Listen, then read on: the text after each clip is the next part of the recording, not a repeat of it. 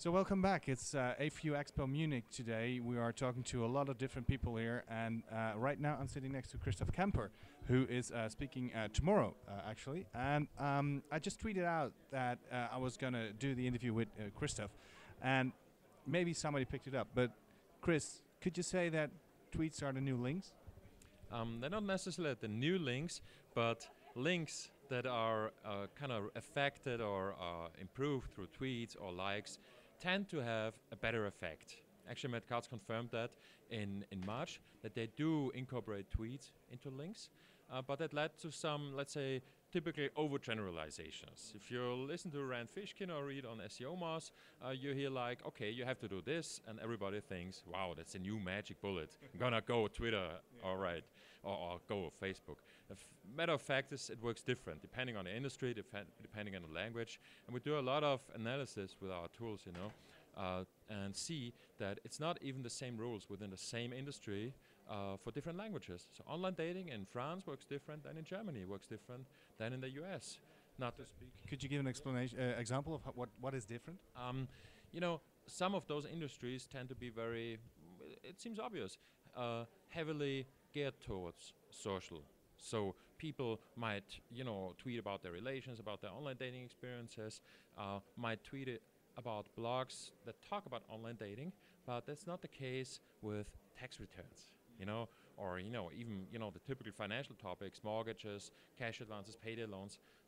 That's a whole different game, which doesn't mean tweets don't have an effect there. It's just different rules. Yeah. It's those million variables that Google has that are biased differently for every topic.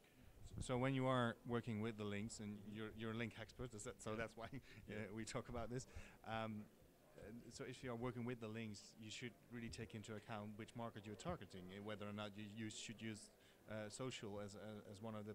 Yeah, exactly. You have to know your playing field. You have to know your competitors. That is why we, when we take up a new link building client, we always do a competitive landscape analysis of his major keywords to find out how does that segment work. Because no client is equal, and usually they have very special keywords. Of course, there are some guys that go over the generic keywords that we understand by now, but the combination of keyword, language, and country work out differently when it comes to Facebook likes, when it comes to tweets, when it comes also to brand keyword links versus money keyword links. This is a whole different game for every industry. And even within one industry, let's say the financial industry, there are different rules depending on the keyword or let's say the sub-industry.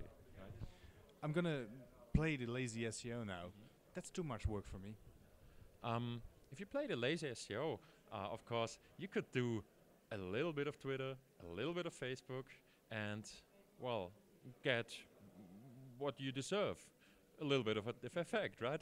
And in a perfect world where you have endless budget, of course, you have to do Twitter like crazy. You have to have an army of 3,000 Twitter accounts and use all those to power your millions of links that you get every week anyways, right? But that's not the case. So the question actually is, where should I focus on? What do I start with? And in a limited world, you better, bet on those horses that tend to win, right? And not on all horses, which is kind of a null-sum game then, right? So like in many cases, you actually need to do your homework before you start. Exactly. It's about planning out a strategy and execute the plan for many months to go. I always tend to say the first 2 or 3 months in a link building or SEO campaign are learning. It's a learning time. You have to implement a campaign that has to last for 6 or 12 months. And that doesn't mean the budget has to be gone by end of the year. You want to have results by end of the year and pursue that. And if you just go zigzag, depending on what the next big thing is being hyped on some bullshit blog, won't make you any money. Or it's a zigzag strategy. You're working a lot with clients on links and stuff like this. So you implement this stuff. Do you notice that people find it difficult, or is it something they just do and that's okay? To find what difficult? The fact that they really have to think about their link building strategy and actually set it up and think about which market they target and stuff like that.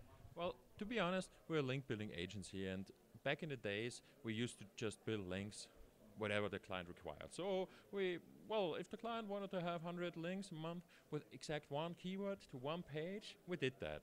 Today, I know that's kind of a bad idea to do, because in the end it falls back to me. So what we do today is more of a link building campaign planning, and I would say a piece of consulting for every client, because someone has to think about it, right?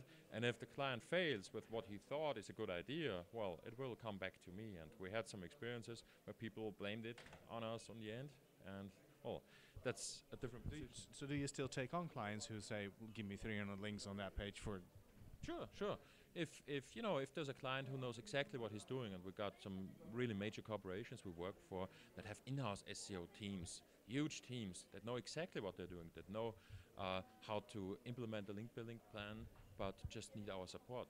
They're working with our link research tools and tell us what they think they should implement, and I just actually need to confirm or act that very easily, and well, then take care of the links, right? You are talking tomorrow. What time are you talking? It's actually at 5 p.m. Yeah, 5 p.m. So late in the afternoon. Yeah. You're going to talk about brands and links too? Right. The other misconception is that has been around for a year or so, that brand links are all the rage. You have to have brand links to get better rankings because there was a brand update, and well, that's not true, because there are a lot of verticals where more brand links won't help you. If you are an established business that has been around for a while, that has been doing aggressive SEO, you have 90%, 95% brand links anyways. Adding more brand links there won't help. That's the case where you actually have to get more aggressive. And we also have the means to find out how does this space work. And again, it's completely different. Mobile phone plans work differently than cheap DSL plans, for instance, although they're both in the telecom space. But depending on what the others did, how they optimized in the past, and what the current competition, the first top 10, look like, means different actions are necessary. Very often on a keyword level, and we analyze that as well. And if I can say one thing about brand links, there's no rule given for any space at all. And sometimes you need more, sometimes you need less. It's also depending on your own site. You have a tool, which you of course brand, and then people can pay for that, so that's how you make money. But if I'm listening to you correctly, that you use it a lot to actually get information about what's going on. Is that correct? Yes, of course. Actually, the story of the link research tools is that I, back in 2007, started to develop my own whole SEO backend for myself, because there was nothing around to aggregate all those different sources. SEOMOS, Majestic, Google, Yahoo, and 17 other sources for link data that we have now, in total 21, need to be aggregated and filtered. And I was always really angry about outdated data. There's no point in looking at data that is 3 months old if I want to base my decisions. And different sources have different retention times. So you look at a mixture of data that is maybe 3 months old, 6 months old, 9 months old, and very accurate. And normalizing that was a requirement very soon in the process, in the link building process. And well, in 2009, I decided to repackage that and give it a nice interface, because back in the days it really looked like web 1.0 or 0.5, right? So we had to make that usable, but we use it in our everyday work on a daily basis, the whole team, including me.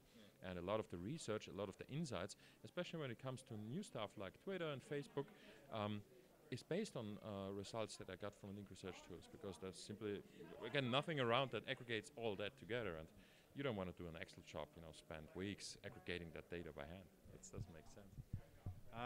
Looking at the data, looking at developments, some people are saying that Google's changing the way they work. Like links have always been kind of the basis of SEO. What's your view on that? Is this going to change? Are links going to be not less important or non-important? Actually, Google changed the way the game works all the time. I remember well, Florida update in 2003 or something, where a lot of people really got, removed from the results for doing obvious mistakes, having footprints, everything on the same IP, having everything under the same account. And you could camouflage and cover your trails back then already.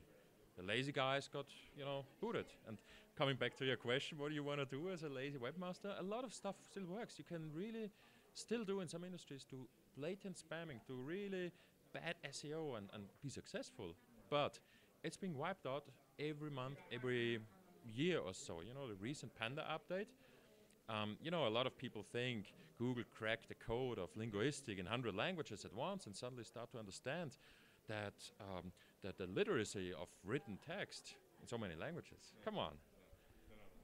That's not the case. So they just, turn some screws on data that became more important today, which is user behavior, which is also related to links because, click-through rates, bounce rates. Of course, if you have organic links that look natural and bring real people, well, that's a different behavior than having some, SEO links. Yeah. So that's where a lot of different factors come into play and, let's say, get remixed to a new cocktail. But it's not that it completely changed. So links will be the basis for SEO for a while. It's just, the weight it has. It's being biased and affected by even more different variables. Yeah. We're at AFU Expo, affiliates. Affiliates used to always be known as we want links. Yeah. Is that changing? Actually, a lot of affiliates today engage in PPC as they've always done. And as SEO becomes more complex, I tend to see that affiliates try to take a shortcut buying traffic via display ads, via PPC, buying lists, email lists, simply because SEO needs a lot of breadth and a lot of experience, and it's frustrating to build up an affiliate site just to get it wiped out a couple months later. And if one thing is true, the get-rich-quick scheme by just registering a domain, slashing up a data feed script, buying some links, and having like 5 million pages indexed before Christmas. I think that stopped at Christmas 2004, where I did that the last time, which was really fun and made a lot of money. But that's not the case anymore. So a lot of people that did not adapt tend to jump over to paid traffic. And if it still pays the bill, if you're a smart marketer and can, kind of get your margin out of there by having a special proposition for your site, it makes sense also, right? So I think SEO becomes more and more of a specialty that, well, I would say like the top affiliates still implement, but a lot of people, just don't have the time and the resources to stick to it. Because sometimes you need, I don't know, a couple of months. Get decent rankings. Takes time. Yeah. Okay. You're speaking at 5 tomorrow, then the conference ends. Mm-hmm.